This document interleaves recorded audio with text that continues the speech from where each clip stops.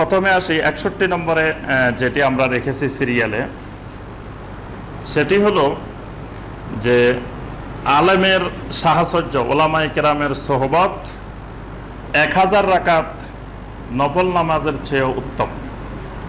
এটা একটা জাল হাদিস। এটার আরবি হলো এরকম যে হুদুরু মাজলিসে আলেমিন আফদালুম মিন সলাতে আলফে রাকাহ। একজন আলেমের মাজলিসে উপস্থিত হওয়া 1000 রাকাত নামাজের চাইতেও আফদাল, উত্তম। এটা আমরা ছোটবেলা থেকে শুনে আসতেছি এবং অনেক ওয়াজ মাহফিলও আমরা শুনেছি যে ওলামায়ে কেরামের মাজলিসে আসলে, যে কোনো ওয়াজ মাহফিলে আসলে আপনি 1000 রাকাত বাড়িতে নফল নামাজ পড়ার চাইতে এখানে একজন আলেমের সোহবতে আসলে, একজন আলেমের মাজলিসে আসলে তার থেকে উত্তম। তারপরে বলা হয় যে বিশেষ করে ওই আলেম যদি আরও বিশেষ করে কোনো পীর সাহেব হতে পারেন, তাহলে তো আরও প্রথমে শুরুতে এই বয়ান যে আপনারা বাড়িতে 1000 রাকাত নফল নামাজ পড়ার চাইতে এই আলেমের আজকের পীর সাহেব হুজুরের সোহবতে যদি 1 মিনিট 5 মিনিটও বসতে পারেন, এটা ওই 1000 রাকাত নফল নামাজের চাইতেও উত্তম। নাউজুবিল্লাহ। ওলামায়ে কেরামের সোহবত, সালেহিনদের সোহবত, এটা ফজিলতময়। এটা অবশ্যই ইসলামের একটা গুরুত্বপূর্ণ বিষয় এবং প্রয়োজনীয় বিষয়। ওলামায়ে কেরামের সোহবত লাগবেই। ওলামায়ে কেরামের সোহবতবিহীন সহি এলেম পাওয়া যাবে না। শুধু ওলামায়ে কেরামের সোহবতবিহীন সরাসরি কোরআন পড়ে, হাদিস পড়ে কখনো বিশুদ্ধ ফাহামটা, বিশুদ্ধ মানহাজটা অর্জন করা যাবে না। এজন্য ওলামায়ে কেরামের সোহবত লাগবে। ওলামায়ে কেরাম থেকে দিন শিখতে হবে, ওলামায়ে কেরাম থেকে দিন বুঝতে হবে। এবং সালেহীন যারা, সালেহীন বান্দাদের সোহবত, এটাও ইসলামে খুবই গুরুত্বপূর্ণ একটা বিষয়। কিন্তু এই সোহবত দিতে গিয়ে, সোহবত অর্জন করতে গিয়ে একজনের সাথে সম্পৃক্ত হয়ে যাওয়া, যে শুধু একজনের সোহবতে থাকবো আর বাকি ওলামায়ে কেরামদের সোহবত লাগবে না, এটা ইসলামে নিন্দনীয় এবং খারাপ বিষয়। সাহাবায়ে কেরাম যারা অল্প বয়সী ছিলেন, তারা সিনিয়র সাহাবায়ে কেরাম যারা ছিলেন, বড় বড় আলেম সাহাবী যারা ছিলেন, তাদের সোহবতে থাকতেন। কিন্তু তার অর্থ এই নয় শুধু একজনের সোহবতে থাকতেন, অন্যদের সোহবতে থাকতেন না, এরকম ছিল না। সাহাবায়ে কেরাম, একই সাহাবী আব্দুল্লাহ বিন আব্বাস রাদিয়াল্লাহু তাআলা আনহুমার মাজলিসেও বসতেন, আব্দুল্লাহ বিন মাসউদ রাদিয়াল্লাহু তাআলা আনহুর মাজলিসেও বসতেন, তারপরে আব্দুল্লাহ বিন আমর রাদিয়াল্লাহু তাআলা আনহুর মাজলিসেও বসতেন, আয়েশা রাদিয়াল্লাহু তাআলা আনহার মাজলিসেও বসতেন, সব মাজলিসে বসতেন, একজনকে নির্দিষ্ট করতেন না। ঠিক তাবেঈনে কেরামদের যুগে, তাবেঈনদের যুগে একই ব্যক্তি হাসান বসরি রাহমাহুল্লাহর মাজলিসেও বসতেন, আবার একই ব্যক্তি কাতাদা রাহমাহুল্লাহর মাজলিসেও বসতেন, সাঈদ ইবনে জুবায়ের রাহমাহুল্লাহর মাজলিসেও বসতেন। অর্থাৎ একজনকে তারা নির্দিষ্ট করতেন না। কিন্তু ওলামায়ে কেরামের সোহবত এটা অপরিহার্য বিষয়। কিন্তু এই সোহবতের গুরুত্ব বুঝাইতে গিয়ে নবী সাল্লাল্লাহু আলাইহি সাল্লামের নামে মিথ্যা কথা, জাল হাদিস বানানোর কোনো প্রয়োজন নাই। সালেহিনদের সোহবতের ব্যাপারে কোরআনে কারিমের অসংখ্য আয়াত আছে, নবী সাল্লাল্লাহু আলাইহি সাল্লামের অসংখ্য সহিহ হাদিস আছে। সুতরাং সেখানে আমরা ওই নবী সাল্লাল্লাহু আলাইহি সাল্লামের সহিহ হাদিসগুলো বাদ দিয়ে বা কোরআনে কারিমের আয়াত বাদ দিয়ে আপনার জাল হাদিস বলে মানুষকে ফজিলত বোঝানো, এটা দরকারি বিষয় না, এটা অপ্রয়োজনীয় বিষয়। কিন্তু মানে মানুষকে বেশি আবেগময় করার জন্য কোরআন এবং সহিহ হাদিসের চর্চা বাদ দিয়ে দেখা গেছে যে এরকম জাল হাদিসগুলো বেশি প্রসার লাভ করছে। এর সাথে একটা কবিতাও আছে, একটা খুব প্রসিদ্ধ কবিতা আছে, এক জামানা সোহবতে বা আউলিয়া বেহতেরা সৎসালে তাআত বেরিয়া।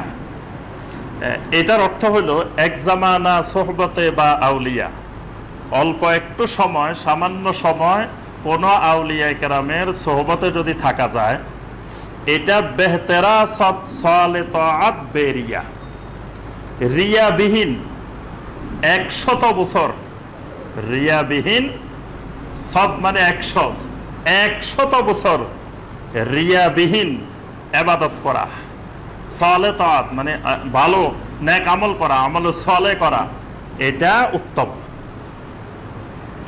এই কবিতা খুব প্রসিদ্ধ আমাদের দেশে, যে এক জামানা সোহবতে বা আউলিয়া বেহতেরাসত সালেতাত বেরিয়া, যে রিয়াবিহীন 100 বছরের আমলে সালে ইবাদত বন্দেগী এটার থেকে উত্তম অল্প একটু সময় আউলিয়াদের সোহবতে বসা। এটাও মিথ্যা কথা, সম্পূর্ণ ধরনের মিথ্যা কথা। ওলামায়ে কেরামের সালেহিনদের সোহবতে বসা এটা ফজিলতময়, এটা উত্তম, এটা ঠিক আছে। কিন্তু ওই 100 বছরের আমলে সালে বেরিয়া আমলের চাইতে ওই সালেহিনদের মাজলিসে বসলে বা সোহবতে বসলে তার থেকে বেশি ফজিলত, এইটা মিথ্যা কথা। অর্থাৎ যেই কথা দ্বীনের ব্যাপারে আল্লাহ সুবহানাহু ওয়া তাআলা এবং আল্লাহ রাসূল সাল্লাল্লাহু আলাইহি ওয়াসাল্লাম বলেন নাই, এইরকম কথা এগুলো বলে মানুষকে ফজিলতময় বোঝানো, এটা আমাদের প্রয়োজনীয়তা নাই। মোল্লা আলী কারি রাহিমাহুল্লাহ এবং ইবনুল জাওজি রাহিমাহুল্লাহ সহ সমস্ত মুহাদ্দিসিন ইকরাম বলছেন এই কথাগুলো মিথ্যা, জাল এবং বানোয়াট। 62 নম্বর যেই জাল হাদিসটি, সেটি হলো আসরের নামাজের পরে লেখাপড়া না করা। এই ব্যাপারে একটা জাল হাদিস আছে, প্রসিদ্ধ জাল হাদিস, মান আহাব্বা কারিমাতাইহি ফালা ইয়াকতুবান্না বাদাল আসর। যে ব্যক্তি তার চক্ষুদ্বয়কে ভালোবাসে সেই যেন আসরের পরে কোনো কিছু না লিখে। নবী সাল্লাল্লাহু আলাইহি ওয়াসাল্লামের নামে হাদিসও বানাই ফেলা হয়েছে। আসরের পরে লেখাপড়া করলে হয়তো দেখা যায় আসরের পরে মাগরিব পর্যন্ত এই সময়টা একটু খেলাধুলা বা একটু ঘোরাফেরা, একটু এইরকম সময়, যে সারাদিন লেখাপড়া করে, সারাদিন ক্লাস করে, রাত্রে লেখাপড়া করে, মাঝখানে এটা একটু অবসরের সময় আসর থেকে মাগরিব। তো এই সময় এই জন্য অনেকেই লেখাপড়া করেন না। আবার দেখা যায় ওই সময় আলো একটু কম থাকে ঘরের মধ্যে, দেখা যায় একেবারে পুরো লাইট দেওয়ার মতো আলো হয় নাই, অন্ধকারও হয় নাই, আবার একবারে পরিপূর্ণ আলো নাই। তো এরকম অন্ধকারের মধ্যে হয়তো লিখতে গেলে পড়তে গেলে চোখের কিছু ক্ষতি হতে পারে। এটা ডাক্তাররা বুঝবেন, চিকিৎসা বিজ্ঞানী বুঝবেন যে চোখের ক্ষতি হবে কি না হবে। তো এই ব্যাপারে মানে দেখা গেছে এক সময় এসে জাল হাদিসও বানাই ফেলা হয়েছে, যে কেউ যদি তার চোখকে ভালোবাসতে চায় সেই জন্য আসরের পরে না লেখে। এই জন্য আমাদের দেশে অনেক মাদ্রাসায়, অনেক জায়গায় ছাত্রদেরকে আসরের পরে লেখাপড়া করতে দেয় না। আসরের পরে লেখাপড়া করতে আল্লাহ রাসূল সাল্লাল্লাহু আলাইহি ওয়াসাল্লাম নিষেধ করছে। নবী সাল্লাল্লাহু আলাইহি ওয়াসাল্লাম আসরের পরে লেখাপড়া করতে নিষেধ করেন নাই। এটা সম্পূর্ণ মিথ্যা কথা, এটার কোনো ভিত্তি নেই। মোল্লা আলী কারি রাহমাহুল্লাহ সহ সকল মুহাদ্দিসিন ইকরাম বলছেন যে এটার কোনো ভিত্তি নেই, লা আসলা লাহু, এটার কোনো আসলিয়াতে নাই, এটা সম্পূর্ণ বানোয়াট মিথ্যা জাল হাদিস। আচ্ছা, 63 নম্বর যে জাল হাদিসটি, সেটি হলো চীন দেশে হইলেও তোমরা জ্ঞান অনুসন্ধান করো। যে এটা খুবই প্রসিদ্ধ, আমাদের দেশের একেবারে সবার মুখে মুখে থাকে, জ্ঞান অর্জন এত গুরুত্বপূর্ণ যে আল্লাহ রাসূল সাল্লাল্লাহু আলাইহি ওয়াসাল্লাম বলছেন চীন দেশে গিয়ে হইলো তোমরা জ্ঞান অর্জন করো। আবার কেউ কেউ এটা দিয়ে আরো অনেক দলিল বানায় ফেলছে, আরো বাড়তি দলিলও বানায় ফেলছে। অনেকে বলে যে দেখেন যে নবী সাল্লাল্লাহু আলাইহি ওয়াসাল্লাম কেমন ধর্ম নিরপেক্ষতাবাদী ছিলেন, নাউযুবিল্লাহ। দেখেন নবী সাল্লাল্লাহু আলাইহি ওয়াসাল্লাম যে অমুসলিম দেশে জ্ঞান অর্জন করতে যাইতে বলছেন, চীন দেশ অমুসলিম দেশ, অমুসলিমদের থেকেও আল্লাহ রাসূল জ্ঞান অর্জন করতে বলছেন, চীন দেশে যাইতে বলছেন। প্রথম বানানো হয়েছে যে চীন দেশে গিয়ে হইলো জ্ঞান অনুসন্ধান করো। এইটার উপরে, এই জাল হাদিসের উপরে ভিত্তি করে আবার বানানো হয়েছে, অনেক কিছু বানানো হয়েছে। তার মধ্যে এটাও বানানো হয়েছে যে দেখেন অমুসলিমদের থেকেও আল্লাহ রাসূল এলেম নিতে বলছেন। অর্থাৎ মুসলমানদের এলেমের অভাব হয়ে গেছে, ঘাটতি দেখা দিছে। এই জন্য নবী সাল্লাল্লাহু আলাইহি ওয়াসাল্লাম বলছেন তোমরা চীন দেশে যাইও, তোমরা এলেম অর্জন করো। এটার আরবিও বানানো হয়েছে উতলুবুল ইলমা ওয়ালাউ বিসিন, তোমরা এলেম অনুসন্ধান করো যদি চীন দেশেও যেতে হয়, চীন দেশে গিয়ে হলেও। এইটার আবার এটা সনদ সহকারে কোন কোন হাদিসের গ্রন্থেও এসে গেছে। মানে এর আগে যেগুলো বলছি এর মধ্যে এটা হলো ওই ধরনের জাল হাদিস যেটা সনদ সহকারে হাদিসের গ্রন্থেও এসে গেছে এটা। কিন্তু আলহামদুলিল্লাহ মুহাদ্দিসিন ইকরাম এটা নির্দিষ্ট করেছেন যে এই হাদিসের রাবীদের মধ্যে বড় বড় মিথ্যাবাদী রাবী আছেন। মিথ্যাবাদী রাবী থাকার কারণে ইমাম ইবনুল জাওজি রাহিমাহুল্লাহ সহ মুহাদ্দিসিন ইকরাম, অধিকাংশ মুহাদ্দিসিন ইকরাম বলছেন যে এটা একেবারেই মাউদু, এটা লা আসলা লাহু, এটা জাল হাদিস। আর দুই একজন মুহাদ্দিসিন ইকরাম বলছেন যে এটা দঈফ জিদ্দান। দঈফ জিদ্দান মানে একেবারে অত্যন্ত দুর্বল। যেটা দঈফ জিদ্দান এটা হলো জালের কাছাকাছি, মাউদুর কাছাকাছি। দুই একজন এটাকে দঈফ জিদ্দান বলছেন, অত্যন্ত দুর্বল। অর্থাৎ অত্যন্ত দুর্বলের উপরে ভিত্তি করেও এটা প্রচার প্রসার করা যাবে না, বলা যাবে না। প্রচার প্রসার করতে হলে মিনিমাম হাসান হইতে হবে বা সহি হইতে হবে। তো যেটা দঈফ জিদ্দান, সেটার উপরে ভিত্তি করেও কাউকে বলা যাবে না যে জ্ঞান অনুসন্ধান করতে হলে চীন দেশে গিয়ে হলেও জ্ঞান শিখো, আল্লাহ রসুল বলে গেছেন। এটা আল্লাহ রসুল সাল্লাল্লাহু আলাইহি সাল্লামের সাথে সম্পৃক্ত করা যাবে না। ৬৬ নম্বর জাল হাদিস সেটি হলো রাতের কিছু সময় এলেম চর্চা করা সারা রাত জেগে ইবাদতের চাইতেও উত্তম। এরকম একটা হাদিস আমাদের দেশের প্রসিদ্ধ এক কিতাব আছে, মকসুদুল মুমিনিন, নাম শুনছেন? এটা এক সময় আমাদের দেশের মুসলমানের ঘরে ঘরে ছিল। তবে অত্যন্ত দুঃখজনক, আজকের এই যুগেও কোনো কোনো মুসলমানের ঘরে এখনো মকসুদুল মুমিনিন আছে, অথচ এই যুগে থাকার কথা না। কারণ মকসুদুল মুমিনিনের যুগ পার হয়ে গেছে। এখন আলহামদুলিল্লাহ তাফসিরের যুগ, হাদিসের যুগ, এখন সব বাংলা ভাষায় অনুবাদ হয়ে গেছে, সব পাওয়া যায়। এখন জ্ঞান অর্জন করা, ইন্টারনেটের মাধ্যমেও জ্ঞান অর্জন করা, ইসলামের জানা বোঝা অত্যন্ত সহজ হয়ে গেছে। এই যুগে আর মকসুদুল মুমিনিন, নেক আমল, তারপরে এই জাতীয় আরো কিছু কিছু বই দেখা যায়, এগুলার এখনো গ্রাহক আছে, ক্রেতা আছে। না হলে রাস্তার পাশে পাশে বিভিন্ন জায়গায় এসব বই নিয়ে দেখা যায় এখনো বিক্রি হয়, ভ্যান গাড়িতে বিক্রি হয়, বিভিন্ন জায়গায় বিক্রি হয়। তাহলে বোঝা যায় যে এগুলারও এখনো ক্রেতা আছে, এগুলার পাঠক আছে। অথচ এগুলার অধিকাংশ কথাই ভিত্তিহীন, অধিকাংশ কথার কোনো সনদ নাই, কোরআন সুন্নাহর সাথে মিল নেই। এক সময় ওলামায়ে কেরাম বাংলা ভাষায় লেখাকে জায়েজ মনে করতেন না, বাংলা ভাষাটাকে অমুসলিমদের ভাষা মনে করতেন। এই জন্য তারা কোনো কিছু লেখার প্রয়োজন অনুভব করলে হয় ফার্সিতে লিখতেন, না হয় উর্দুতে লিখতেন, বাংলায় লিখতেন না। ভালো ভালো ওলামায়ে কেরাম যারা ছিলেন, কোরআন সুন্নাহর আলেম যারা ছিলেন, তারা বাংলায় বই লেখাকে ভালো মনে করতেন না। এই সুযোগে এই মকসুদুল মুমিনিনের মতো বইগুলা ওই যুগে যারা এলেম ছিল না কোরআন সুন্নাহর, এইরকম কিছু মানুষ এরকম মকসুদুল মুমিনিনের মতো বই লিখে ফেলছে। তখন বাংলার মানুষ তো উর্দু বোঝে না সবাই ভালোভাবে, ফার্সি বোঝে না। তখন ভালো ওলামায়ে কেরামদের বইগুলো তাদের হাতে না পৌঁছে ওই বইগুলো মানুষের ঘরে ঘরে পৌঁছে গেছে। যেমন আজকের যুগে যে এলেমবিহীন অনেক বক্তা আছেন, এলেমবিহীন বক্তাদের কথাগুলো মানুষের ঘরে ঘরে বেশি পৌঁছে, কিন্তু যারা ভালো এলেমওয়ালা ওলামায়ে কেরাম তাদের কথাগুলো মানুষের সাথে বেশি পৌঁছে না, মানুষের কাছে বেশি পৌঁছে না। মানুষের সাথে তাদের সম্পর্ক এরকম গভীর থাকে না, তাদেরকে বাংলাদেশের মানুষ চিনেও না। যারা তুলনামূলক ভালো আলেম এদেরকে বাংলাদেশের মানুষ চিনে না। কিন্তু এলেম নাই, হয়তো সুর দিয়ে ওয়াজ করতে পারে, কিচ্ছা কাহিনী বলতে পারে, হাসাইতে পারে, কাঁদাইতে পারে, কিছুক্ষণ ওই রাস্তার পাশের ওষুধ বিক্রেতার মতো বেলকিবাজি করতে পারে। এইসব বক্তাদেরকে আমাদের দেশের মানুষ মনে করে ইসলামী জ্ঞানী, এদের থেকে মানুষ এলেম নেয়। তো এদের থেকে এলেম নিতে গিয়ে দেখা যায় অধিকাংশ আকীদার বিভ্রান্তি, আমলের বিভ্রান্তি, মিথ্যা কথার ছড়াছড়ি, এগুলো আমাদের সমাজে বেশি প্রচার প্রসার লাভ করে। ঠিক ওই মকসুদুল মুমিনিনের মতো বই থেকে আমল নিতে গিয়ে দেখা গেছে অসংখ্য এমন আমল প্রচলন হয়ে গেছে যেগুলো কোরআন হাদিসের কোনো ভিত্তি নেই। কত রকমের নামাজ আছে দেখবেন যে ওই মকসুদুল মুমিনিনের ভিতরে, যে সকল নামাজ কোনো হাদিসের কিতাবে নাই। কত রকমের দোয়া আছে যেগুলো অনেক দোয়া কোরআন হাদিসে নাই। কত রকমের দরুদ আছে যেগুলো কোরআন কোনো হাদিসেই নেই, বানানো বানানো, সব বানোয়াট। এরকম অসংখ্য জিনিস, মিথ্যা জিনিস এগুলোর মধ্যে আছে। আচ্ছা, এই মকসুদুল মুমিনের মধ্যে আবার কত বড় জঘন্য কাজ কারবার দেখেন। এই হাদিসটাকে বুখারী শরীফের হাদিস বলে লেখা হয়েছে। মকসুদুল মুমিনের 25 পৃষ্ঠায় লিখছে যে তাদারুসুল ইলমি সাআতাম মিনাল লাইলি খায়রুম মিন ইহইয়াইহা, যে রাত্রের কিছু সময় কোনো ব্যক্তি যদি এলেম চর্চা করে তাহলে সারা রাত জাগ্রত থেকে ইবাদত করার চাইতেও এই এলেম চর্চা করাটা উত্তম।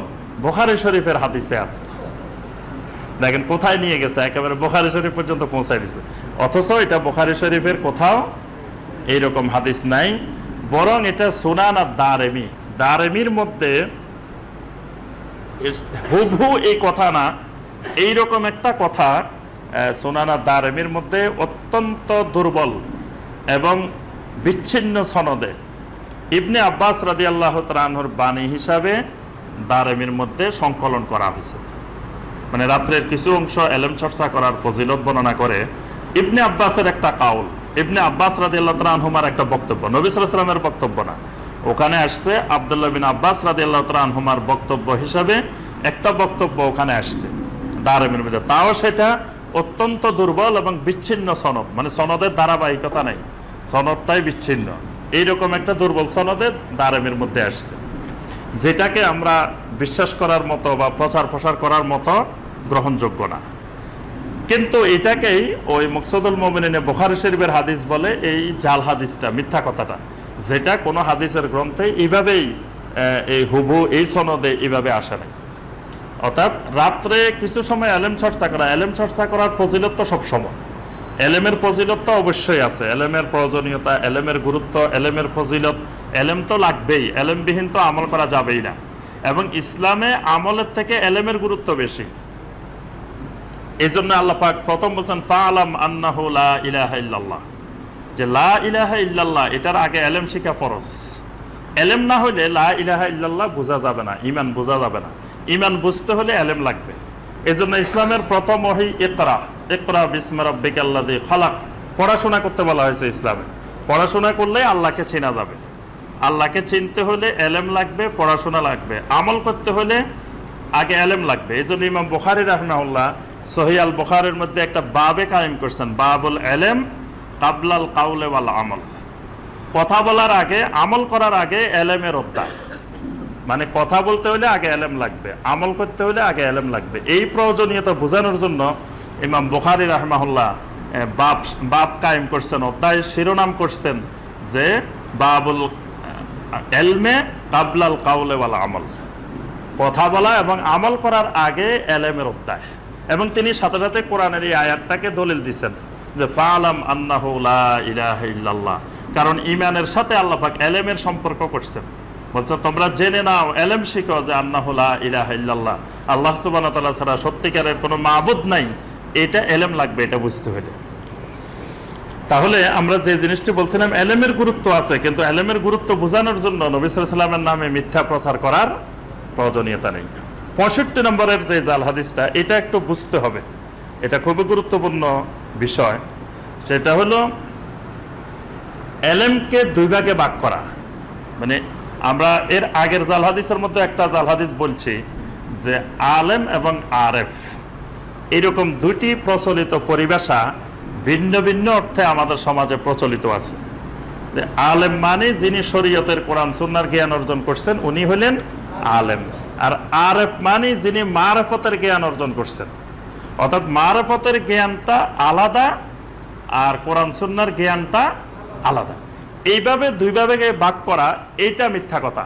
অর্থাৎ কোরআন এবং সুন্নাহয় কোনো জায়গায় এলেমকে দুই ভাগে এইভাবে ভাগ করা হয় নাই যে এটা শরীয়তের এলেম, এটা মারফতের এলেম। এলেম সবটাই একই এলেম, কোরআন সুন্নাহর মধ্যে যেটা আছে এটাই এলেম। এই এলেমটাই, এই এলেমের ভিতরেই মারফতের এলেম আছে। মারফত মানে হলো মারফতুল্লাহ আযজা ওয়া জাল্লা, আল্লাহ সুবহানাহু ওয়া তাআলার পরিচয়, আল্লাহকে জানা, আল্লাহকে চিনা, এটার নাম মারফত। কোরআনে কারিমের মধ্যে সবচেয়ে বেশি আয়াত হলো মারফতের আয়াত। কোরআনে কারিমের মধ্যে সবচেয়ে বেশি আলোচনা হলো মারফতুল্লাহ সুবহানাহু ওয়া তাআলা, আল্লাহ সুবহানাহু ওয়া তাআলার মারফত। প্রত্যেক আয়াতের শেষে শেষে দেখবেন ওয়াল্লাহু আজিজুন হাকিম, ওয়াল্লাহু আলা কুল্লি শাইইন কাদির, ইন্নাহু আলিমুন হাকিম, ইন্নাল্লাহা কানা আলাইকুম রাকিবা। আল্লাহর পরিচয়, প্রতি আয়াতে আয়াতে আল্লাহর পরিচয়। আল্লাহ কে? তাহলে মারফত ওই কোরআন সুন্নাহরই অংশ, মানে কোরআন সুন্নাহর বাহিরের কোনো জ্ঞান না। যে কোরআন সুন্নাহর জ্ঞান হলো শরীয়তের জ্ঞান, আর এর বাহিরে আরেকটা জ্ঞান আছে, এটা মারফতের জ্ঞান। এটা হলো ভ্রান্ত বিশ্বাস, ভ্রান্ত আকীদা, ভ্রান্ত চিন্তা ধারণা।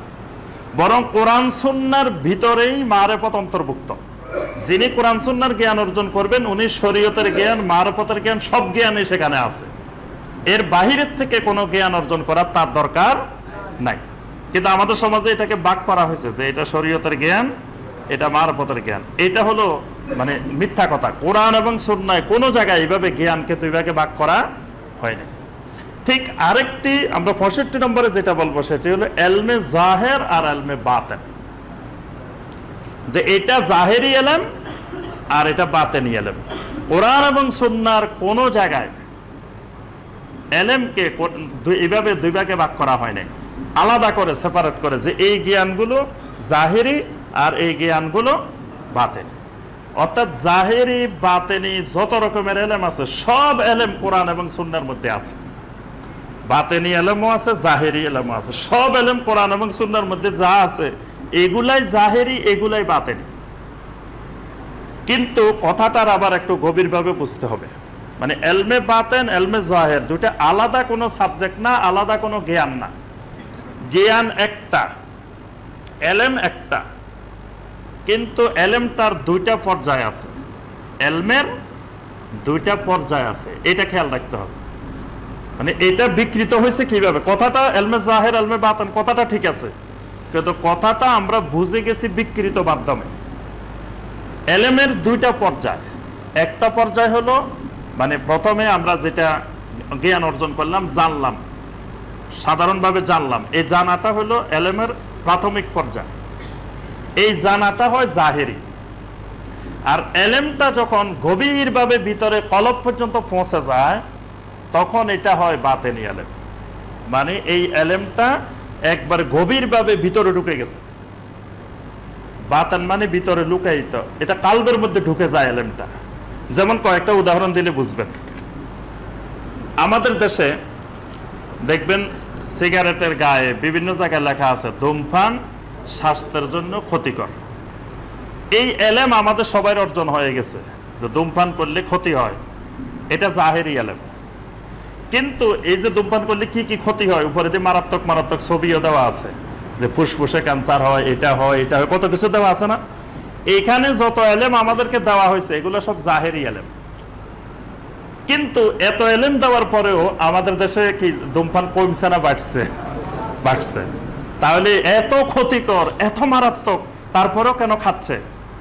কারণ ওই এলেমটা কলব পর্যন্ত পৌঁছে নাই, এটা জাহেরি রয়ে গেছে, এটা ভিতরে গভীরভাবে পৌঁছে নাই। মানে এটা আমরা এলেম অর্জন করছি, জানছি যে এটা আসলে ক্ষতিকর, কিন্তু আসলে ভিতরে ভিতরে অন্তরের বিশ্বাস হইলো যে না, এটা খাইলে আসলে তেমন কিছু হয় না। একজন আমাকে বলছেন যে শুনেন, যে খালি বলেন যে আপনারা হার্ট অ্যাটাকের জন্য গরু গোশত খাবেন না, এটা খাবেন না, সেটা খাবেন না, ডাক্তারের কাছে গেলে বলেন।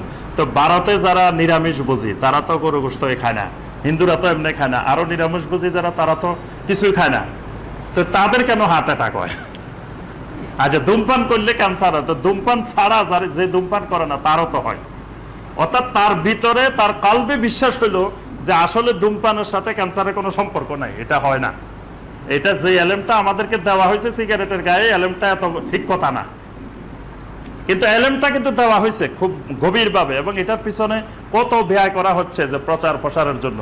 তাহলে দেখেন এখানে এলেমটা জাহেরি রয়ে গেছে, এলেমটা ভিতর পর্যন্ত, বাতেন পর্যন্ত পৌঁছায় নাই। আবার অনেক জায়গায় লেখা আছে ধূমপানে বিষ পান, লেখা আছে না? আচ্ছা, বিষ কেউ কে পান করে?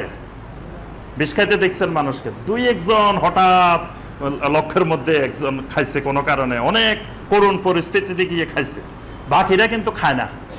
আপনি দিলেও ভাই কিনে দিলাম ধরেন বিষ খান, খাইবে? বিনা পয়সায় দিলেও খায় না। কারণ কি? তার এই এলেমটা একেবারে কলবের মধ্যে ঢুকে গেছে যে বিষ খাইলে সাথে সাথে মারা যায়। এই এলেমটা কিন্তু জাহেরি নাই, এলেমটা বাতেনিও হয়ে গেছে। এজন্য সে বিষ ধরেও না, ফ্রি দিলেও খায় না। এবং যত ওয়াজ নসিহত করেন যে ভাই বিষ খাইলে অনেক উপকারিতা আছে, আপনার শরীরের রোগ ব্যাধি সব চলে যাব, খান, খাইব, খাবে না। কিন্তু ধূমপান করার বিষপানের সমতুল্য বলতেছি আমরা, এলেম দিতেছি যে বিষপান করা যেরকম ক্ষতিকর, ধূমপানও এরকম ক্ষতিকর। কিন্তু ধূমপান নিজে টাকা দিয়ে কিনে খাইতেছে, কারণ তার ভিতরে এলেম ঢুকছে যে বিষপান এক জিনিস, আসলে ধূমপান আরেক জিনিস, দুটা এক জিনিস না। ধূমপান করলে সাথে সাথে মানুষ মরে না, এই এলেম কিন্তু তার ভিতরে ঢুকে গেছে। এবার জাহেরি আর বাতেনি বুঝছেন? আচ্ছা, আরেকটা জিনিস দেখেন, সালাত আদায় না করলে, নামাজ না পড়লে জাহান্নামে যাইতে হবে, এটা তো বাস্তব সত্য কথা 100%। এই ব্যাপারে কোনো সন্দেহ আছে? তাহলে এই দেশের দেখেন কত পার্সেন্ট মুসলমান নামাজ পড়ে, কত পার্সেন্ট পড়ে না?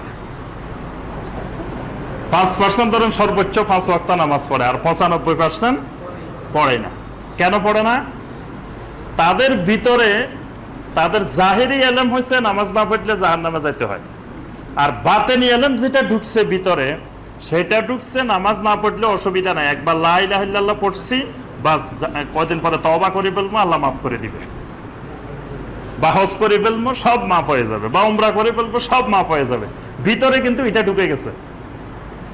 এই জন্য তারা বলে যে নামাজ না পড়লে কি হবে, আমার ইমান তো খুব মজবুত, ইমান খুব শক্ত আছে, ইমান ঠিক আছে, কারণ তার ভিতরে ওই জাহেরি এলেমটা তার কলব পর্যন্ত পৌঁছে নাই। এই জন্য সূরা আল হুজুরাতে আল্লাহ পাক খুব সুন্দর করে বলছেন, ক্বালাতিল আরাবু আমান্না কুল লাম তুমিনু ওয়ালাকিন কুলু আসলামনা ওয়ালাম্মা ইয়াদখুলিল ঈমানু ফি কুলুবিকুম। ঈমান এখনো তোমাদের কলব পর্যন্ত পৌঁছে নাই। তাহলে ঈমান যখন কলবের উপরে থাকে, গলার উপরে থাকে, এটার নাম হলো জাহেরি ইলম। আর যখন ওই বিশ্বাসটা অন্তরের ভিতরে কলব পর্যন্ত পৌঁছে যায়, এটার নাম বাতিন। এটাই হলো চূড়ান্ত ইলম। ইলমের দুইটা পর্যায়, একটা জাহেরি থাকে, একটা গলার উপরে থাকে, আর একটা গলার নিচে থাকে। এটা হলো ইলমের পর্যায়, কিন্তু ইলম দুইটা না, ইলম একটা। এবং এটার আরেকটা হাদিস দেখেন, এই কথাটাই নবী সাল্লাল্লাহু আলাইহি ওয়াসাল্লামের একটা হাদিস আছে। আব্দুল্লাহ ইবনে মাসউদ রাদিয়াল্লাহু তাআলা আনহু বলছেন যে আল্লাহ রাসূল সাল্লাল্লাহু আলাইহি ওয়াসাল্লাম বলেন, ইন্না আকওয়ামান ইয়াকরাউনাল কুরআন লা ইউজাবিজু তারাকিহিম। নবী সাল্লাল্লাহু আলাইহি ওয়াসাল্লাম বলেন, কিয়ামতের আগে আমার উম্মতের মধ্যে এমন কিছু লোক বাইর হবে যারা খুব সুন্দর কোরআন তেলাওয়াত করবে, কিন্তু লা ইউজাবিজু তারাকিয়াহুম, এই কোরআন কিন্তু তাদের গলার নিচে যাবে না, মানে তেলাওয়াতটা থাকবে গলার উপরে। খুব সুন্দর সুমধুর কণ্ঠে কোরআন তেলাওয়াত, এবং শুনবেও, তারপরে নিজেরা তেলাওয়াত করবে, কিন্তু এটা গলার নিচে যাবে না, এটা থাকবে কোথায়? গলার উপরে। ওয়ালাকিন্না ইযা ওয়াকা ফিল কলবি ফারসাখা ফীহি, কিন্তু এই কোরআনটা, এই কোরআনের জ্ঞানটা যদি তার অন্তরের মধ্যে পৌঁছতো, অন্তর পর্যন্ত যেত, ফানাফা, এর দ্বারা সে অনেক উপকৃত হতে পারত। সুবহানাল্লাহ। যে এই কোরআনের জ্ঞানটা, কোরআনের ইলমটা যদি তার নিচেও যাইতো, কলব পর্যন্ত পৌঁছতো, তাহলে সে উপকৃত হইতো কোরআন দিয়ে। কিন্তু কলব পর্যন্ত না পৌঁছার কারণে কোরআন তেলাওয়াত হচ্ছে সুন্দর সুরে, শুনতেছে, তেলাওয়াত করতেছে, কিন্তু তার কোরআনে কোনো উপকারিতা দিচ্ছে না। তাহলে বোঝা গেল ইলমের প্রাথমিক পর্যায় হলো গলার উপরে থাকে, আর দ্বিতীয় পর্যায় হলো, চূড়ান্ত পর্যায় হলো এটা কলব পর্যন্ত পৌঁছে। কোনো ব্যক্তিকে যদি বলেন যে ভাই আসেন আপনাকে একটু আগুনের মধ্যে ফেলে দিই, যাবে কোনো ব্যক্তি? বরং আগুনের ধারে কাছে দিয়ে গেল কত সতর্ক, চুলার মধ্যে আগুন জ্বালাতে কত সতর্ক, গায়ে লাগবো বা ইয়া করবো। কারণ কি?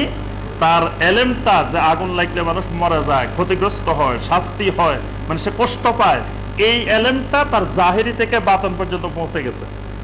কিন্তু দেখেন, নামাজ না পড়লে জাহান্নাম কোরআনে সরাসরি বলা হয়েছে। সূরা আল মুদ্দাসসিরে বলা হয়েছে, জাহান্নামীদেরকে জিজ্ঞাসা করা হবে, জাহান্নামে আসছো কেন? ক্বালু লাম নাকু মিনাল মুসাল্লিন, বলবে যে আমরা মুসল্লি ছিলাম না, সালাত আদায় করতাম না। তাহলে নামাজ না পড়লে নিশ্চিত জাহান্নামে যাবে, আগুনের মধ্যে যাবে, এটাও তো ইলম। কিন্তু তারপরেও নামাজ পড়ে না, কারণ হইলো ওই ইলমটা উপরে উপরে বাসতেছে, এটা কলবের মধ্যে পৌঁছে নাই। কিন্তু দুনিয়ার আগুনে ধরলে যে সাথে সাথে সে জ্বলে যাবে, পড়ে যাবে, এই ইলমটা বাতেনি হয়ে গেছে, ভিতরে ঢুকে গেছে। কিন্তু জাহান্নামের আগুনটা তাকে কি শাস্তি দেবে, এটা এখনো কলব পর্যন্ত পৌঁছে নাই। যার কলব পর্যন্ত পৌঁছছে সে কিয়ামত হয়ে গেল, নামাজ ছাড়ে না। আর যার পৌঁছে নাই সে কিন্তু নামাজকে এরকম বাসা বাসা মনে করতেছে। এরপরে আরেকটা জিনিস দেখেন, অনেক সময় বিমানের ফ্লাইট থাকে রাত্রে 3টায়, থাকে না? ট্রেনের সময়সূচি থাকে রাত 3টায়, 2টায়, 4টায়। দেখেন, একটা লোক যখন ঘুমায়, এশার নামাজ পড়ে ঘুমাইছে, তার ফ্লাইট হলো রাত 4টায় বা 3টায়, ট্রেন হলো 3টা 4টায়। দেখবেন যে ঘুমানোর পরে প্রতি 10 মিনিট পর পর জাগ্রত, 10 মিনিট পর পর জাগ্রত, ঘড়ি দেখতেছে, কত কিছু দেখতেছে, কোনোখান দিয়ে তার বিমান মিস হয়ে যাচ্ছে কিনা, ট্রেন মিস হয়ে যাচ্ছে কিনা। কারণ কি? তার ভিতরে এলেমটা ঢুকে গেছে, বিমানটা মিস হলে সে, তার কিছু টাকা লস হবে, তার ওখানে প্রোগ্রামটা ঠিক মতো ধরতে পারবে না, সে অনেক ক্ষতিগ্রস্ত হবে। এই এলেমটা জাহেরি নাই, এলেমটা বাতান পর্যন্ত পৌঁছে গেছে। এজন্য সে বারবার উঠে যাচ্ছে, বারবার উঠে যাচ্ছে, কোনো অবস্থায় যাতে তার এই ট্রেন মিস না হয়, তার এই বিমান মিস না হয়। কিন্তু ফজরের নামাজ না পড়লে সে জাহান্নামে যাবে, সে বিশাল ক্ষতিগ্রস্ত হবে। এটাও কোরআন হাদিসে বলা হয়েছে। এই ক্ষতিগ্রস্ত তো ফোসানো যায়, কিন্তু ফজরের নামাজ না পড়লে এই এমন ক্ষতিগ্রস্ত যেটা ফোসানোর মতো না। কিন্তু তারপরেও লক্ষ লক্ষ নামাজি ফজরের নামাজ পড়ে না, 4 ওয়াক্ত পড়লেও ফজরে পড়ে না। এই জন্য সব ওয়াক্তে মুসল্লি বেশি থাকে, ফজরে মসজিদে কম থাকে। তাহলে যদি ওই ট্রেন ছাড়লে তার ক্ষতিগ্রস্ত হবে, বিমান ছেড়ে গেলে ক্ষতিগ্রস্ত হবে। এই এলেমটা যেরকম বাতেন পর্যন্ত পৌঁছছে, এই কারণে সে বারবার উঠে যাচ্ছে। সেই ফজরের নামাজ ছাড়লে এর থেকে সে লক্ষ গুণ কোটি গুণ বেশি ক্ষতিগ্রস্ত হবে। এই এলেমটা যদি তার কলব পর্যন্ত পৌঁছতো, তো সে দেখতেন যে প্রতি 15 মিনিট পর পরে ঘুম থেকে উঠে যেত, ফজরের আজান দিয়ে দিচ্ছে কিনা, আজান দিয়ে দিচ্ছে কিনা, বারবার উঠতো আর বারবার ঘড়ি দেখতো। কিন্তু ওই এলেমটা ওই পর্যন্ত পৌঁছানো। এবার বুঝতে পারছেন, এলমে জাহের আর এলমে বাতেন, এলেম একটাই, এটা এলমের দুইটা পর্যায়, দুইটা এলেম, দুইটা না যে কিছু এলেম কোরআন হাদিসে আছে এগুলো জাহিরি, আর কিছু এলেম লুকায়িত যেগুলো কোরআন হাদিসে নাই, এরকম বাতেনি। এবং বলে যে কয় মেরাজের রাত্রে আল্লাহ রাসূল সাল্লাল্লাহু আলাইহি ওয়াসাল্লামকে 30,000 বাতেনি এলেম দিছে, অমুক জায়গায় এত হাজার এলেম বাতেনি এলেম পাইছে। মানে এই বাতেনি এলেমের কথা বলে ইসলাম বিরোধী যত কর্মকাণ্ড আছে এগুলোকে বৈধ করার জন্য। কারণ এগুলোর মানুষ দলিল খুঁজবে, মানুষ জিজ্ঞাসা করবে যে ভাই এটা কোরআনে কোথায় আছে, এটা কোরআন হাদিসে কোথায় আছে, তখন উনি কি বলবেন, এটা তো কোরআন হাদিসে নাই, তখন বলে যে এটা বাতেন।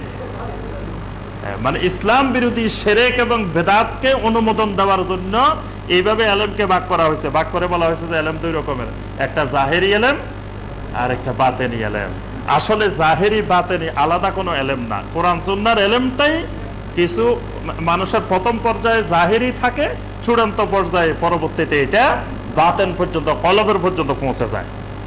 নবী সাল্লাল্লাহু আলাইহি ওয়াসাল্লাম সুনানা তারিমির মধ্যে হাসান আল বসরি রাহিমাহুল্লাহ, একজন প্রখ্যাত তাবেঈ, যিনি 110 হিজরিতে ইন্তেকাল করেছেন। হাসান বসরি রাহিমাহুল্লাহ বলেন আল ইলমু ইলমান, তিনি বলেন এলেমের দুইটা পর্যায়, এটা সুনানা তারিমির মধ্যে আসছে। ইলমুন বিল লিসান, প্রথম এলেমটা আসে লিসানের মধ্যে, মুখের মধ্যে, জিহ্বার মধ্যে। ফাযালিকা হুজ্জাতুল্লাহি আলা ইবনে আদম, তবে আল্লাহ পাক বিচার করবেন মানুষের এই এলেমটা দিয়ে, এটা হুজ্জাতুল্লাহ।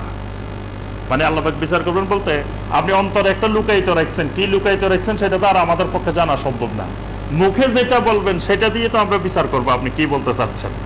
আল্লাহ পাক মানুষের সাথে স্বাভাবিক কার্যক্রমের ব্যাপারে এই ইলমে লিসান দিয়ে বিচার করবেন, এটাকে আমাদের ময়দানে হুজ্জাতুল্লাহ।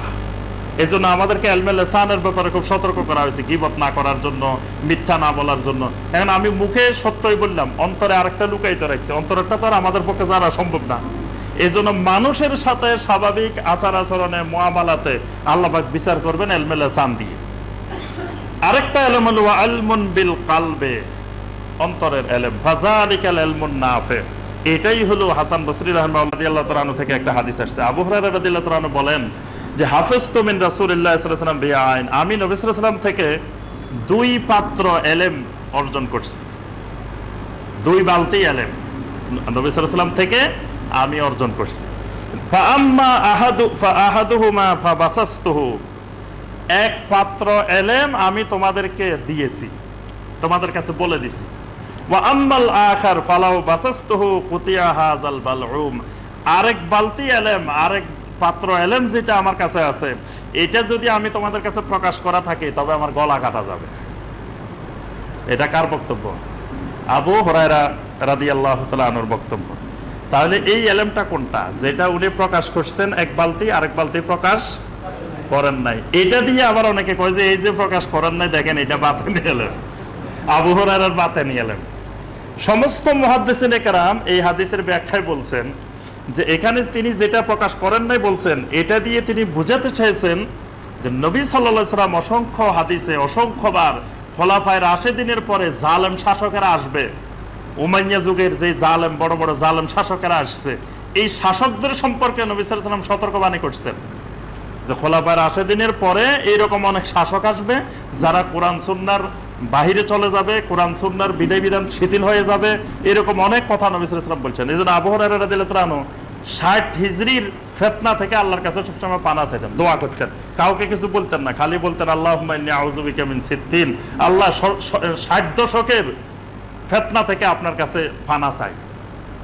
তো 60 দশকের ফিতনা কোনটা? ওই যে 61 হিজরিতে যে কারবালার ঘটনা ঘটলো, 61 হিজরিতে নবী সাল্লাল্লাহু আলাইহি ওয়াসাল্লামের মানে ভবিষ্যৎবাণী থেকে, নবী সাল্লাল্লাহু আলাইহি ওয়াসাল্লামের হাদিস থেকে তিনি জানতেন, কিন্তু তিনি এই কথাগুলো যদি বারবার বলতে থাকতেন তাহলে ওই যুগের উমাইয়া জালেম শাসকেরা তার গলা কেটে দিত। এই জন্যই আবু হুরায়রা রাদিয়াল্লাহু তাআলা বলছেন যে ওই ইলমগুলো ওই আমি তোমাদেরকে বলতে পারতেছি না, কারণ এগুলো আমি এইভাবে প্রকাশ করতে থাকলে আমার গলা কেটে দেওয়া হবে। এটা বাতেনি ইলম না, এটাও মুহাদ্দিসিনে কেরাম মানে আবু হুরায়রা রাদিয়াল্লাহু তাআলা আনহু কিছু আকার ইঙ্গিতে বলছেন, অন্যান্য সাহাবীরা বিভিন্নভাবে বলছেন, অর্থাৎ এগুলো প্রকাশ হয়ে গেছে। মানে উমাইয়া যুগের ওই জালেম শাসকদের ব্যাপারে নবী সাল্লাল্লাহু আলাইহি ওয়াসাল্লাম যে কথাগুলো বলছেন। তাহলে বোঝা যায় যে আমরা এলেমের দুইটা পর্যায়, আমাদেরকে এটা ভালোভাবে জানতে হবে যে কিছু এলেম জাহেরি থাকে, গলার উপরে থাকে, কিছু এলেম ভিতরে ঢুকে যায়। আর এলেম স্বাভাবিকভাবে কোরআন সুন্নাহর যেটা, এটাই এলেম, এর বাইরে লুকায়িত কোনো গোপনীয় এলেম নাই। আর থাকলে থাকুক, সেগুলো আমাদের দরকার নেই। সেগুলো সম্পর্কে আল্লাহ পাক জিজ্ঞাসা করবেন না, এই লুকায়িত এলেম এগুলো তোমরা নাও নাই কেন? কারণ লুকায়িত এলেম এগুলো আমরা পাবো কই? এগুলো আল্লাহ সুবহানাহু ওয়া তাআলার কাছে থাকবে লুকায়িত। আর যদি কারো কাছে থাকেও থাকুক, কারণ কোরআন হাদিসে কোথাও বলা হয় নাই যে তোমরা লুকায়িত এলেম, গোপনীয় এলেমও শিখো, গোপনীয় এলেম বাইর করো।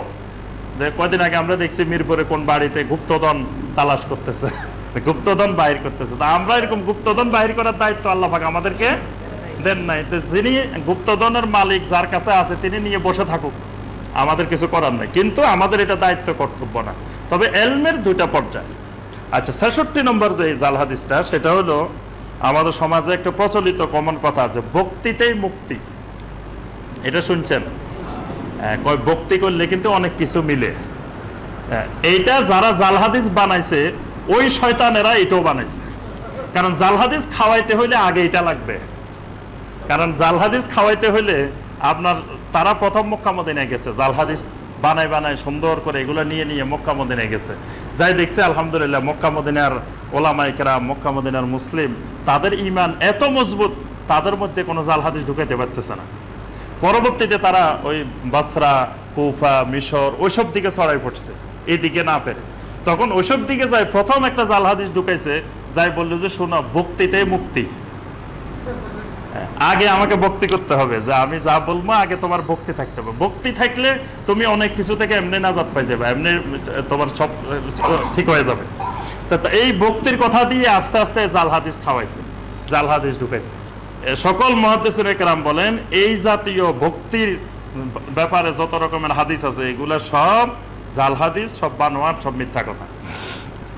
67 নম্বর জাল হাদিস যেটা, সেটা হলো যে দেশপ্রেম, দেশকে ভালোবাসা। এটা আলহামদুলিল্লাহ ভালো জিনিস, এটা গুরুত্বপূর্ণ ইসলামের একটা জিনিস। কিন্তু এটাকে ইমানের অংশ বানায় ফেলা, যে বলা হয় যে স্বদেশ প্রেম ইমানের অংশ, হুব্বুল ওয়াতানে মিনাল ঈমান, যে দেশপ্রেম, দেশকে ভালোবাসা, এটা ইমানের অংশ। এবং এটা নবী সাল্লাল্লাহু আলাইহি ওয়াসাল্লামের হাদিস হিসাবে প্রচার করা হয়, যে নবী সাল্লাল্লাহু আলাইহি ওয়াসাল্লাম বলছেন যে দেশকে ভালোবাসা, দেশপ্রেম, এটা ইমানের অংশ। সকল মুহাদ্দিসিনে কেরাম বলেন এটা একেবারে ভিত্তিহীন, মিথ্যা এবং বানোয়াট কথা। এটার কোনো ভিত্তি, কোনো সনদ সহকারে কোথাও আসে নাই। বরং দেশকে ভালোবাসা, মাতৃভূমিকে ভালোবাসা, এটা একটা গুরুত্বপূর্ণ বিষয়, এটা একটা ইবাদত, এটার গুরুত্ব আছে। কিন্তু এটাকে একেবারে ইমানের অংশ বানাই ফেলা, এই এবং নবী সাল্লাল্লাহু আলাইহি ওয়াসাল্লামের নামে চালাই দেওয়া, যে নবী সাল্লাল্লাহু আলাইহি ওয়াসাল্লাম বলছেন যে এটা দেশপ্রেম ইমানের অংশ, এইটা জাল হাদিস এবং মিথ্যা কথা। 68 নম্বর যেই জাল হাদিসটি আমরা আলোচনা করব, সেটি হলো মকসুদুল মুমিনিনের মধ্যে লেখা আছে এই জাল হাদিসটা। সেটা হলো কুলুক ব্যবহার না করলে ঘোর আযাব হবে। নবী সাল্লাল্লাহু আলাইহি ওয়াসাল্লাম বলছেন যে কুলুক ব্যবহার না করলে ঘোর আযাব হবে। কুলুক তো বুঝছেন, ঢিলা কুলুক। ঢিলা কুলুক মানে আগে মাটি দিয়ে বানানো হতো, এখন তো আর মাটি লাগে না, এখন তো টিস্যু বাইরেছে বিভিন্ন রকমের। এই কুলুক ব্যবহার না করলে কবরের আযাব হবে। এটা মকসুদুল মুমিনের লেখা আছে, বলা আছে যে এটা হাদিস, আল হাদিস, নবী সাল্লাল্লাহু আলাইহি ওয়াসাল্লাম বলছেন। এটা সম্পূর্ণ মিথ্যা কথা। নবী সাল্লাল্লাহু আলাইহি ওয়াসাল্লাম এইভাবে এই বাক্যে কোনো হাদিস বলেন নাই। কুলুক ব্যবহার করা, ঢিলাগুলুক, এটার ফজিলত আছে, এটার মর্যাদা আছে, এটার দরকারি বিষয়। কিন্তু সেটা এইভাবে নবী সাল্লাল্লাহু আলাইহি ওয়াসাল্লাম কোথাও বলেন নাই যে কেউ যদি ঢিলাগুলুক ব্যবহার না করে তার কবরে আযাব হবে, এই কথা বলেন না। বরং প্রস্রাব পায়খানা থেকে পবিত্রতা অর্জন করা এটা ফরজ, এবং কেউ যদি পবিত্রতা অর্জন না করে তার কবরের আযাব হবে, এটা ঠিক আছে। কিন্তু এইভাবে বলা যায়, আল্লাহ রাসূল বলছেন যে ঢিলা কুলুক ব্যবহার না করলে, অর্থাৎ আপনি পানি যদি 10 বালতিও ব্যবহার করেন, তো ঢিলা যদি একটা ব্যবহার না করেন আপনি বরবাদ, আপনার পবিত্রতা হয়নি। কথাটা দ্বারা কিন্তু এটাই বোঝায় যে আপনি পানি যত ব্যবহার করেন কাজ হবে না, আপনি ঢিলা কুলুক ব্যবহার করতেই হবে। আমরা যদি দেখি যে নবী সাল্লাল্লাহু আলাইহি ওয়াসাল্লাম মতো প্রস্রাব পায়খানা করছেন নাকি? সাহাবায়ে কেরাম করছেন। তারা যেভাবে পবিত্রতা অর্জন করতেন উম্মতের জন্য সেইভাবে পবিত্রতা অর্জন করাটাই সুন্নাহ। নবী সাল্লাল্লাহু আলাইহি সাল্লাম, সাহাবায়ে কেরাম তারা দুইভাবে পবিত্রতা অর্জন করতেন। একটা হলো ইস্তেনজা আর একটা হলো ইস্তেজমার। ইস্তেজমার মানে তারা পাথর দিয়ে ডিলাকুলুক, যেটা সে ডিলাকুলুক দিয়ে অর্থাৎ পবিত্রতা অর্জন করতেন। কোনো কোনো সময় শুধুমাত্র ডিলাকুলুক দিয়ে, কারণ আরবের মরুভূমিতে সব জায়গায় পানি পাওয়া যায় না, সেখানে শুধু ডিলাকুলুক দিয়ে তারা পবিত্রতা অর্জন করতেন, পানি ছাড়া। আবার কোনো কোনো সময় শুধু পানি, শুধু ইস্তেনজা, ইস্তেনজা মানে ইস্তেনজা বিল মা, শুধু পানি দিয়ে ইস্তেনজা করতেন, পবিত্রতা অর্জন করতেন, কোনো ডিলাকুলুক ব্যবহার করেন নাই। আবার কোনো কোনো সময় নবী সাল্লাল্লাহু আলাইহি ওয়াসাল্লাম, সাহাবায়ে কেরাম ইস্তেনজাও করছেন, ইস্তেজমারও করছেন, ডিলাকুলুকও ব্যবহার করছেন, পানিও ব্যবহার করছেন, দুটোও ব্যবহার করছেন। অর্থাৎ এটা সুবিধার আলোকে, সব জায়গায় সব একই রকম থাকবে না। অনেক জায়গায় যাবে আপনি টিস্যু পাবেন না, খালি পানি আছে, তো সেখানে অনেকে দেখা যায় ঘুরে ঘুরে করে, এই ভাই টিস্যু আসেনি, এই ভাই টিস্যু আসেনি, একজন আরেকজনকে জিজ্ঞাসা করে। আপনি সেখানে পানি আছে, আলহামদুলিল্লাহ, পানি দিয়ে আপনি পবিত্রতা অর্জন করতে পারেন, সেখানে আর টিস্যুর দরকার নেই। আবার এমন জায়গায় গেছেন যেখানে টিস্যু আছে, পানি নেই, সেখানে আপনি শুধু টিস্যু দিয়ে বা মরুভূমিতে আপনি পাথর দিয়ে পবিত্রতা অর্জন করেন, কোনো অসুবিধা নেই। আবার এমন জায়গায় গেছেন টিস্যুও আছে, পানিও আছে, তখন আপনি দুইটা দিয়ে পবিত্রতা অর্জন করেন, তাহলে আরো উত্তম। এই জন্য সমস্ত উলামায়ে কেরাম, শাইখ বিন বাজ রাহিমাহুল্লাহ, শাইখ উসাইমিন রাহিমাহুল্লাহ সবাই বলছেন যে ইস্তেনজা, ইস্তেজমার এই দুইটাই হলো সবচেয়ে উত্তম। মানে কোনো জায়গায় যদি একই সাথে টিস্যুও পাওয়া যায়, পানিও পাওয়া যায়, ডিলাগুলোকে পাওয়া যায়, পানিও পাওয়া যায়, তাহলে দুইটা ব্যবহার করাটা সবচেয়ে উত্তম, এটা পবিত্রতার জন্য সবচেয়ে বেশি সহায়ক। আর যদি একটা পাওয়া যায় তো একটাই যথেষ্ট। আর দুইটার মধ্যে ডিলাগুলোকের চাইতে বেশি পবিত্রতা হয় পানির মাধ্যমে, মানে দুইটার মধ্যে তুলনামূলক বেশি উপযোগী হলো পানি। আর যদি পানি না পাওয়া যায় তাহলে ওইটা, আর একসাথে দুইটা পাওয়া গেলে দুইটাই উত্তম। তবে এর সাথে আরেকটা জিনিস যুক্ত আছে, সেটা হলো ইস্তেবরা। ইস্তেবরা একটা হলো ইস্তেনজা আর আরেকটা হলো ইস্তেবরা। ইস্তেবরা হলো ডিলাকুলুক, পানি সবে ব্যবহার করলেন, সবে ঠিক আছে, কিন্তু কিছু মানুষের কিছু সমস্যা থাকে, কিছু রোগ ব্যাধি থাকতে পারে, সেটা হলো আপনি সব ব্যবহার করছেন, এখন যখন দাঁড়াইছেন, হাঁটা শুরু করছেন, তখন দুই এক ফোঁটা করে প্রস্রাব বের হচ্ছে, এটা থেকে মুক্ত হওয়াও ফরজ। এটাকে বলা হয় ইস্তেবরা, মানে পুরাপুরি প্রস্রাব পায়খানা থেকে মুক্ত হওয়া। এই জন্য কোনো কোনো সাহাবীকে দেখা যেত যে তারা প্রস্রাবের পরে তারা একটু মানে পুরুষাঙ্গকে নড়াছড়া করতেন, অর্থাৎ যাতে প্রস্রাব আর না থাকে, ভালো করে বের হয়ে যায়। কোনো কোনো সাহাবায়ে কেরাম একটু গলা খাকড় দিতেন, গলা খাকড় দিলে যাতে ভিতরে আর প্রস্রাব আটকে না থাকে, বের হয়ে যায়। অথবা আপনি যেখানে প্রস্রাব করতেছেন সেখানে একটু দাঁড়াইলেন, আবার বসলেন, তাহলেও কিন্তু আপনার আর ভিতরে থাকার সম্ভাবনা নাই। এগুলো করা যাবে, এগুলোর নাম ইস্তেবরা। কিন্তু আবার এইগুলো করতে যাই আপনি নির্লজ্জের মতো দড়ি দড়ি পুরুষ সবাই সামনে হাঁটলেন রাস্তা রাস্তায়, অনেককে দেখা যায় রাস্তা রাস্তা ব্যায়াম করতেছে, দড়ি দড়ি হাঁটতেছে, এটা তো লজ্জাজনক ব্যাপার যে সবাই সামনে এইভাবে ধরে ধরে আপনি হাঁটতেছেন। আবার অনেকের হাঁটুর উপরে কাপড়ে উঠে যাচ্ছে যে ধরে ধরে হাঁটতেছে। আবার অনেকে তো এমন এক্সারসাইজ, লাফালাফি, যে অবস্থা, হুলস্থুল, মানে কাজ করবা দেখলে মনে হয় যে বিশাল জেহাদে নামছে। প্রস্রাব পায়খানা এমন জিনিস না যে এটাকে এত জেহাদ করে সব বাইর করতে হবে যা আছে। এইটা স্বাভাবিকভাবে আলহামদুলিল্লাহ আল্লাহ পাক এমন ব্যবস্থাপনা করছেন, স্বাভাবিকভাবে বের হয়ে যায়। আর প্রস্রাব করার পরে একটু অপেক্ষা করলে, মানে তাড়াহুড়া করে না উঠলে, একটু অপেক্ষা করলে মোটামুটি স্বাভাবিকভাবে বের হয়ে যায়। আরেকটা কথা এই ব্যাপারে মিথ্যা কথা আছে, প্রস্রাবের নালী খুব বাঁকা, এটা ফেসালো ফেসালো, যে এই জন্য কয় এটা সব বাইরে না, এরকম লাফালাফি না করলে বাইরে, এটা মিথ্যা কথা। সমস্ত ডাক্তারেরা, চিকিৎসা বিজ্ঞানীরা বলছেন যে এটা বাঁকা না, এটা এরকম ফেসালো না, এটা সোজা। হ্যাঁ, তো সুতরাং এটা স্বাভাবিকভাবে বের হয়ে যাবে। পায়খানা কমপ্লিট হওয়ার পরে যেরকম আর পায়খানা ঘন ঘন বের হওয়ার সম্ভাবনা নাই, ঠিক প্রস্রাবও এরকম, প্রস্রাব কমপ্লিট হলে এরপরে আর বের হওয়ার সম্ভাবনা নাই। আল্লাহ পাক এই মেশিনগুলো এমনভাবে ফিট করছেন যেগুলো সারাদিন বের হবে না। এগুলাকে আল্লাহ পাক এইভাবেই আমাদের শরীরে আল্লাহর বিরাট নিয়ামত আল্লাহ পাক দিয়ে দিচ্ছেন। এই জন্য একটু সময় নিয়ে ইস্তেনজা, ইস্তেজমারের পাশাপাশি ইস্তেবরা করতে হবে, অর্থাৎ প্রস্রাব পায়খানা থেকে যাতে আমি পরিপূর্ণ পবিত্রতা অর্জন করি, এটা ফরজ। কিন্তু ওই যেটা বললাম যে মকসুদুল মুমিনিনের এই হাদিস যে ঢিলা কুলুপ ব্যবহার না করলে জাহান্নামে যেতে হবে বা কবরের আযাব হবে, এইগুলো মিথ্যা কথা। আচ্ছা, এরপরে 69 নম্বর যেটা, সেটা হলো ফরজ গোসল দেরি করা। যে অনেকে দেখা যায় ফরজ গোসল করার পরে, মানে গোসল ফরজ হওয়ার পরে এমন তাড়াহুড়া, এমন দৌড়াদৌড়ি যে কত তাড়াতাড়ি গোসল করে ফেলতে হবে। কয় এই ফরজ গোসল অবস্থায় যদি মাটির উপর দিয়ে হাঁটে, মাটি নাকি অভিশাপ দেয়, মাটির উপর দিয়েও হাঁটা যাবে না। অনেকে দেখা যায় যে গামছা ভিজাই মাটির উপর দিয়ে হাঁটে, মাটির উপর দিয়ে হাঁটে না, মাটি মানে ইয়া করবে, অভিশাপ দিবে, এই জন্য নিচে দিয়ে গামছা ভিজাই তারপরে হাঁটে, তারপরে এই অবস্থায় ঘুমায় না, তাড়াতাড়ি মানে গোসল করে পবিত্রতা অর্জন করতে হবে। এগুলো সম্পূর্ণ বানোয়াট এবং ভিত্তিহীন কথা। গোসল ফরজ হয়েছে, গোসল ফরজ হওয়াটাই স্বাভাবিক, এটা স্বাভাবিক রীতি পদ্ধতি। এটা আদম আলাইহিস সালাম থেকে যুগে যুগে এই হাজার হাজার বছর ধরে চলে আসতেছে। পৃথিবীর সব কোটি কোটি মানুষের যুগে যুগে গোসল ফরজ হয়েছে, সব নবী রাসূলদেরও গোসল ফরজ হয়েছে। নবী সাল্লাল্লাহু আলাইহি ওয়াসাল্লামের গোসল ফরজ হলে নবী সাল্লাল্লাহু আলাইহি ওয়াসাল্লাম সবসময় সাথে সাথে গোসল করতেন না। রাত্রির প্রথম অংশে গোসল ফরজ হয়েছে, নবী সাল্লাল্লাহু আলাইহি ওয়াসাল্লাম গোসল করছেন একেবারে ফজরের নামাজের আগে। এমনকি ওই অবস্থায়, গোসল ফরজ অবস্থায় নবী সাল্লাল্লাহু আলাইহি ওয়াসাল্লাম সাহারিও খেয়েছেন। গোসলবিহীন গোসল ফরজ অবস্থায় নবী সাল্লাল্লাহু আলাইহি ওয়াসাল্লাম সাহারিও খাইছেন, তারপরে গিয়ে গোসল করছেন ফজরের নামাজের আগে। অর্থাৎ গোসলটা দরকার হলো আমার নামাজের আগে, কারণ গোসলবিহীন আমার সালাত আদায় করা যাবে না, গোসল করে আমাকে ফরজ নামাজ পড়তে হবে।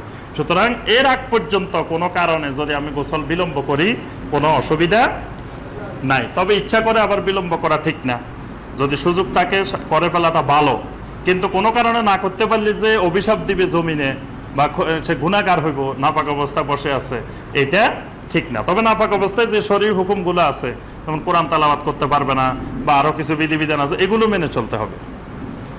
আচ্ছা, 70 নম্বর সর্বশেষ আমরা যেটা বলে আজকে শেষ করব, সেটা হলো শবে বরাতের এবং শবে কদরের গোসল।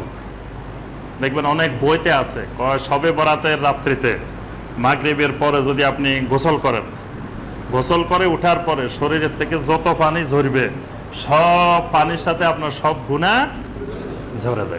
শবে কদরে গোসল করলে, শবে বরাতে গোসল করলে। কত মানুষ আমাদের দেশে প্রচন্ড শীতের মধ্যে, এখন না শবে বরাত শবে কদর গরমের দিনে আসে, এক সময় কিন্তু শীতের দিনে ছিল, প্রচন্ড শীতের মধ্যে মানুষ এই মকসুদুল মুমিনিন পড়ে তারপরে এরকম বিভিন্ন বই পড়ে, এই প্রচন্ড শীতের মধ্যে আমরা দেখছি যে গোসল করছে মাগরিবের পরে ফজিলতের জন্য।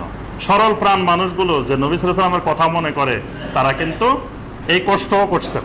কিন্তু এটা সম্পূর্ণ বানোয়াট। এই বিষয়ে যতগুলো হাদিস বলা হয়, এই সবগুলো হাদিসের জাল হাদিস, বানোয়াট হাদিস। অর্থাৎ এই রাত্রিতে গোসলের মধ্যে কোনো আলাদা কোনো ফজিলত সহিহ হাদিস দ্বারা সাব্যস্ত নয়। তা এই লাইলাতুল কদরের রাত্রিতে ইবাদত বন্দেগী করা হাদিস দ্বারা সাব্যস্ত। আর লাইলাতুল নিসফে মিন শাবানের রাত্রিতে দুইটা আমল হাদিস দ্বারা সাব্যস্ত। একটা হলো শিরক মুক্ত হওয়া, আরেকটা হলো হিংসা মুক্ত হওয়া। হিংসা মুক্ত হৃদয়, শিরক মুক্ত ঈমান। এটা হলো শাবান মাসের মধ্যবর্তী রাত্রে করণীয়। কারণ এর কিছুদিন পরে রমজান আসতেছে, রমজান আসার আগে এটা একটু রিফ্রেশ করে নিতে হবে, ক্লিন করে নিতে হবে। ঈমানের মধ্যে যত শিরক আছে, শিরক মুক্ত ঈমান বানাইতে হবে, হিংসা মুক্ত হৃদয় বানাইতে হবে। এটা হলো শাবান মাসের মধ্যবর্তী রাতের কাজ। আর লাইলাতুল কদরের কাজ হলো কোরআন তেলাওয়াত করা, সালাত আদায় করা, ইবাদত বন্দেগী করা, এগুলো হলো লাইলাতুল কদরের আমল। এর মধ্যে গোসলের কোনো আলাদা কোনো ফজিলত নাই। আল্লাহ সুবহানাহু ওয়া তাআলা আমাদের সবাইকে সমস্ত প্রকার জাল হাদিস থেকে আল্লাহ পাক আমাদেরকে হেফাজত করুন, আমাদের এই জাতিকে হেফাজত করুন। আল্লাহ সুবহানাহু ওয়া তাআলা আমাদের সবাইকে কোরআন এবং সুন্নাহর উপরে আমল করার তৌফিক দান করুন। আল্লাহ পাক আমাদের আকীদাকে বিশুদ্ধ করে দিন।